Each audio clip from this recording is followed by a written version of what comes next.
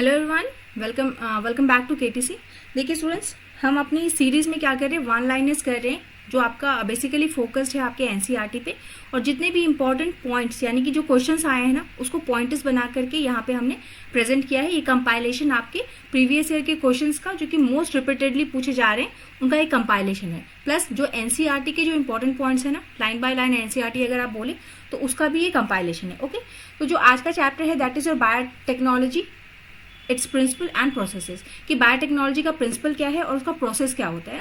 Biotechnology मतलब क्या कि जो लिविंग आपका जो सेल्स है ना, उसको हम किस तरीके से मॉडिफाई कर रहे हैं as per the are desired results. जो हमको रिजल्ट चाहिए होता है, मान लीजिए अगर किसी भी डीएनए में किसी एक ऑर्गेनिज्म आइदर प्लांट और एनिमल, उसके डीएनए में अगर हम कुछ मॉडिफिकेशन करना है तो then what process we use the biotechnology, है ना। तो उसी के बारे में ये पूरा चैप्टर है। उसी कुछ वन लाइनर्स करेंगे जो काफी इंपॉर्टेंट वन लाइनर्स है जो एग्जाम से पूछे जाते हैं, उसको हम यहाँ पे डिस्कस करेंगे। ओके, चलिए स्टार्ट करते हैं। देखिए सबसे पहला आपका है रेस्ट्रिक्शन एंजाइम्स। ठीक है, तो रेस्ट्रिक्शन एंजाइम्स क्या होते हैं आपके। ये रेस्ट्रिक्शन एंजाइम्स का काम क्या होता है कि they cut the DNA at a specific recognition sequence, है ना, जिसको हम पैलेंड्रोमिक सीक्वेंस बोलते हैं। वहां पे एक स्पेसिफिक एक पर्टिकुलर एक एरिया होता है आपका डीएनए पे। जैसे ये डीएनए का स्ट्रैंड है ना, यहाँ पे कोई पर्टिकुलर एरिया है। ओके, एक स्पेसिफिक साइट होती है जहां पे ये रेस्ट्रिक्टिव एंजाइम जाके क्या करता है, आपका कट करता है डीएनए को। ओके, तो restriction enzymes cut the DNA at a specific recognition sequence. दूसरा पॉइंट कहता है कि EcoR1 it is a restrictive enzyme. एक रेस्ट्रिक्टिव एंजाइम का नाम है आपका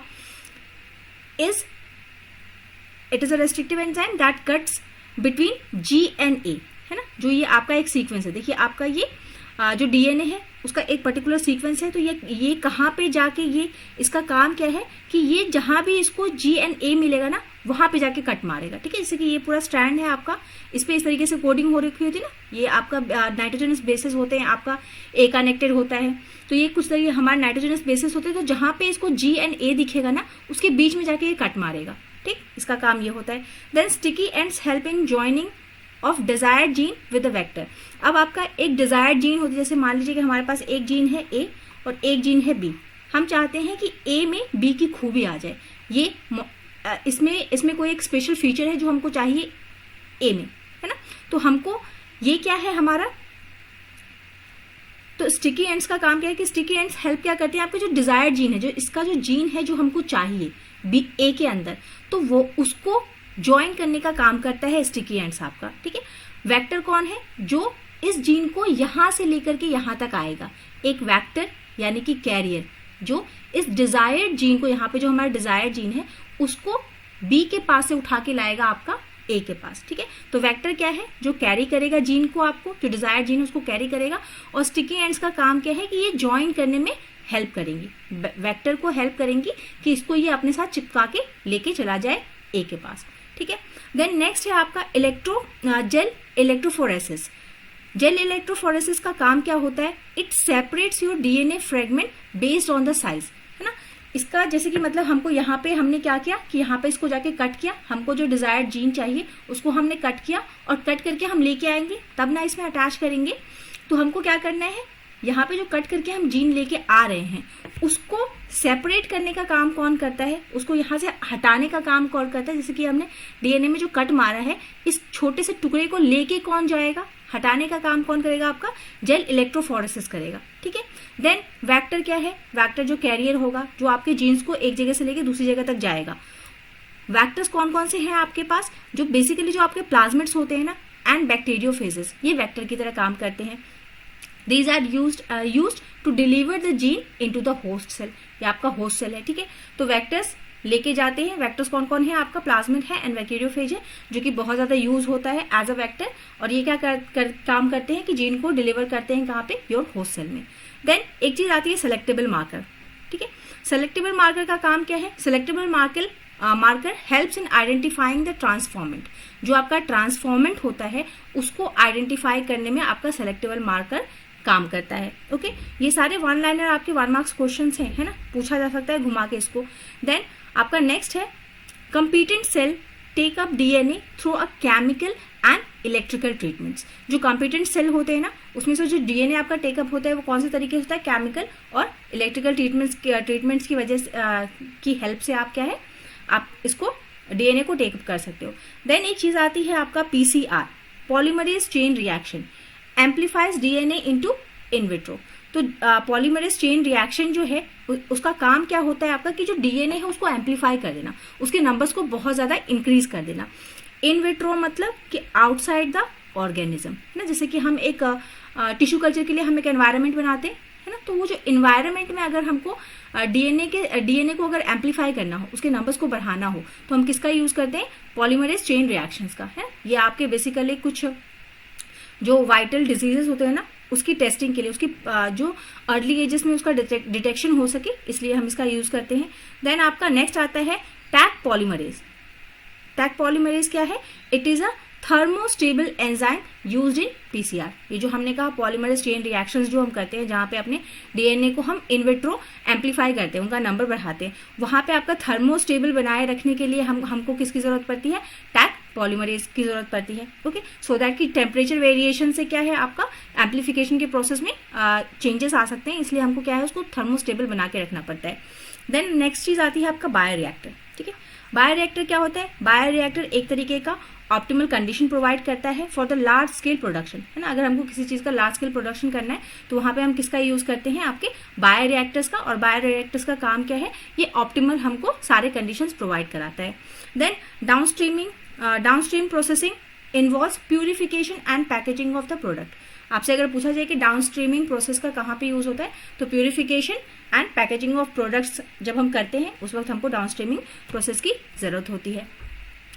नेक्स्ट आएंगे, अभी हमने एक देखा रेस्ट्रिक्टिव एंजाइम, है ना, अभी हमने देखा था ना रेस्ट्रिक्टिव एंजाइम देखे थे, तो उसमें से ये एक है आपका रेस्ट्रिक्शन एंडोन्यूक्लियस होता है और एक होता है एक्सोन्यूक्लियस। तो यहाँ पे रेस्ट्रिक्शन एंडोन्यूक्लियस के बारे में हम बात करेंगे। Restriction endonuclease are called as a molecular scissors, है ना। इसका काम क्या होता है, एंडो सीजर्स की तरह काम करते हैं, ये कट करने का काम, है ना। अभी हमने कहा था कि पैलिंड्रोमिक सीक्वेंसेस जो होते हैं उन एरियाज को पहचानते हैं, है ना, रिकॉग्नाइज करते हैं पैलिंड्रोमिक सीक्वेंस को, और फिर मॉलिक्यूलर सीजर्स की तरह काम करते हैं, कट करने का काम करते हैं। सीक्वेंस वो पता करेंगे, आपके डीएनए स्ट्रैंड पे वो सीक्वेंस पता करेंगे और फिर वहां पे जाके कट करेंगे। सबसे पहला जो आपका रेस्ट्रिक्शन एंडोन्यूक्लियस आपका डिस्कवर हुआ था, सबसे पहला वो कौन था, आपका HindII। ठीक है, तो अगर आपसे पूछा जाए कि which was the first restriction endonuclease, वहां पे 3-4 नाम आपको दिए होंगे, तो आपको टिक क्या करना है, HindII टिक करना है, जो जिसका काम क्या होता है, which always cuts DNA at a specific site. DNA के एक स्पेसिफिक साइट, कौन सा साइट, पैलिंड्रोमिक सीक्वेंस वाला साइट, उसको पहले पहचानेगा और फिर जाके वहां पे कट मार्क करेगा। ओके, नेक्स्ट आते हैं the presence of antibiotic resistant gene. Antibiotic resistance gene, जैसे कि एग्जाम्पल याद रखेंगे कि रेजिस्टेंट जी एंटीबायोटिक रेजिस्टेंट जीन कौन कौन से आपका, एम्प-आर और टेट-आर, ये दो आपके एंटीबायोटिक रेजिस्टेंट जीन्स हैं इन प्लाज्मिड।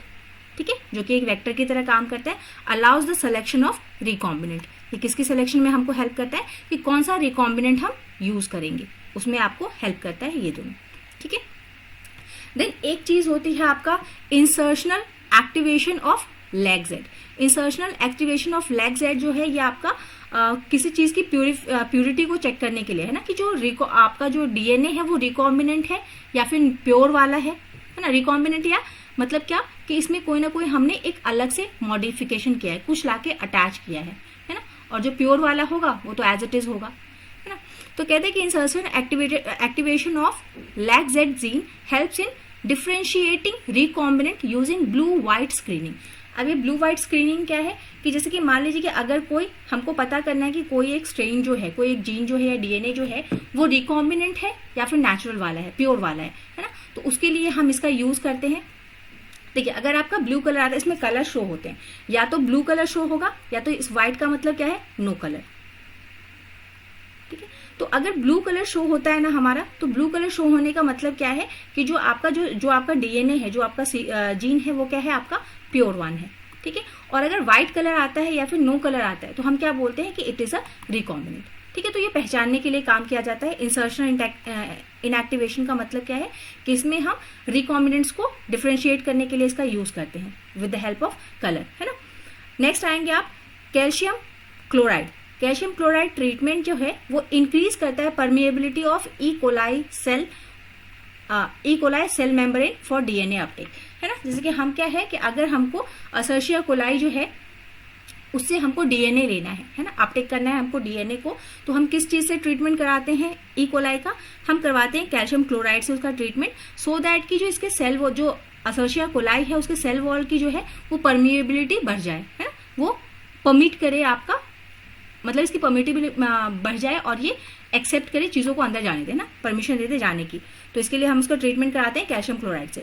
देन नेक्स्ट है आपका एग्रोबैक्टीरियम ट्यूम्फेशियन ट्रांसफर्स, है ना। इसमें टीडीएनए जो है ये क्या करता है, ट्रांसफर करता है आपका टीडीएनए को from its T plasmid cell into the plant cell. कहाँ पे यूज होता है ये आपका, प्लांट्स में यूज होता है, इसको ध्यान रख लेंगे। देन फिर से बायोरिएक्टर, इन बायोरिएक्टर स्टरर का काम क्या होता है, जो स्टरर होता है वो किस चीज की फैसिलिटी करता है, सो दैट कि मिक्सिंग जो है वो इवन हो जाए, है ना, जो हम मिक्स कर रहे हैं बायोरिएक्टर में, जो हम मिक्सिंग कर रहे हैं वो थोड़ा इवन हो, मतलब थ्रू आउट द मिक्सिंग हो जाए एंड ऑक्सीजन की अवेलेबिलिटी बनी रहे थ्रू आउट द मीडियम। इसके लिए हम किसका यूज करते हैं बायोरिएक्टर्स में, स्टरर का यूज करते हैं। देन एक नेक्स्ट चीज आती है आपका माइक्रो इंजेक्शन, ठीक है। माइक्रो इंजेक्शन या फिर इसी को जीन गन भी हम बोलते हैं, ये क्या काम करता है, it introduces the foreign DNA directly into the nucleus of your animal cell. Micro injection या फिर जीन गन दोनों नाम से जाने जाते हैं। तो जीन गन या फिर माइक्रो इंजेक्शन जो है इसका काम क्या होता है कि फॉरेन डीएनए को डायरेक्ट आपका डालना है कहाँ पे, nucleus of the animal cells, हम डायरेक्ट वहां पे उसको सेटल कर सकते हैं थ्रू द जीन गन से। Next, selectable marker are essentially for identifying successful transformation in the host cell, अभी हमने बात की। Electrophoresis, DNA moves towards the anode. जब इलेक्ट्रोफोरेसिस आपका होता है तो इसमें क्या है, जो डीएनए है वो अपने आप किधर को मूव करना स्टार्ट, ये भी एक तरीके का डीएनए को लेके जाने वाला प्रोसेस है ना। इसमें हम क्या करते हैं, अभी हमने देखा ना कि एक तो हम केमिकल तरीका यूज करते हैं और दूसरा हम कौन सा इलेक्ट्रिकल तरीका यूज करते हैं। तो दिस इज योर इलेक्ट्रिकल वाला पोर्शन, है ना, कि इलेक्ट्रिकल वाले में हम क्या करते हैं, जब इलेक्ट्रोफोरेसिस करते हैं तो हम क्या है वहां पे एनोड कैथोड वाला केस ला देते हैं, सीन ला देते हैं, जहां पे डीएनए आपका किधर को मूव करना स्टार्ट कर देता है, towards the anode. Why, because due to its negativity charge phosphate backbone. आपको पता है कि डीएनए में आपका क्या है, एक शुगर होता है, फॉस्फेट बैकबोन होता है और नाइट्रोजनस बेसेस होते हैं ना। तो जो उसका फॉस्फेट जो है, जो पूरा बैकबोन है आपका डीएनए का, वो कैसा है, नेगेटिवली चार्ज है, तो वो किधर की मूव करना स्टार्ट कर देता है, एनोड की तरफ, ठीक है। तो इससे वो सेपरेट हो जाता है। नेक्स्ट, अभी हमने एंडोन्यूक्लियस की बात की थी, देखिए एंडोन्यूक्लियस का क्या काम होता है आपका, cut eight a specific internal site. Nucleus का, एंडो का काम क्या होता है, स्पेसिफिक साइट पे जाके कट मारना, और एक्सोन्यूक्लियस का काम क्या होता है, it removes the nucleotide from DNA ends, है ना, कि डीएनए एंड से जो आपका न्यूक्लियोटाइड्स है उसको रिमूव करने का काम कौन करता है, आपका एक्सोन्यूक्लियस, ठीक है। तो एंडो और एक्सो दोनों हमने देख लिए। पैलिंड्रोमिक सीक्वेंस हमने आपको बताया कि एक सीक्वेंस होती है, जैसे कि आप मान लीजिए GAG लिखा हुआ है, तो ये कैसा है, ये एक ऐसा कोड है जो कि पैलिंड्रोमिक है।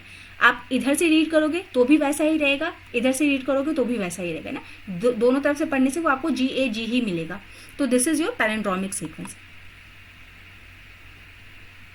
ठीक है। ये साइट्स होते हैं, ये पैलिंड्रोमिक सीक्वेंस जो है वो ऐसे साइट्स होते हैं जहां पे आपका रेस्ट्रिक्शन एंडोन्यूक्लियस जाके उसको रिकॉग्नाइज करता है और फिर वहां पे कट मार्क करता है, ठीक है। ये हमने देख लिया कि फर्स्ट एंडोन्यूक्लियस कौन सा है, HIND2 है, और इसकी कटिंग कहाँ होती है, at specific 6 base point sequence पे आपकी होती है, ठीक है। इसका अपना पर्टिकुलर काम है, स्पेसिफिक रीजन वो कौन सा होगा, 6 बेस पॉइंट का सीक्वेंस होगा। देन एक जो वेक्टर है आपका, वेक्टर के पास जरूर से आपका क्या होना चाहिए, it must have a origin of replication, है, जहां से रेप्लिकेशन डीएनए अपना स्टार्ट करेगा वो एक साइट होनी चाहिए, है ना, for the automation of replication host में जब आपको रेप्लिकेशन कराना है ऑटोमेटिकली, तो उसके पास क्या होना चाहिए, आपका एक ओरिजिन ऑफ रेप्लिकेशन प्रेजेंट होना चाहिए। देन देखिए कुछ हमारे पास सेलेक्टेबल जो आपके मार्कर्स हैं उनका नाम यहाँ पे बताया है,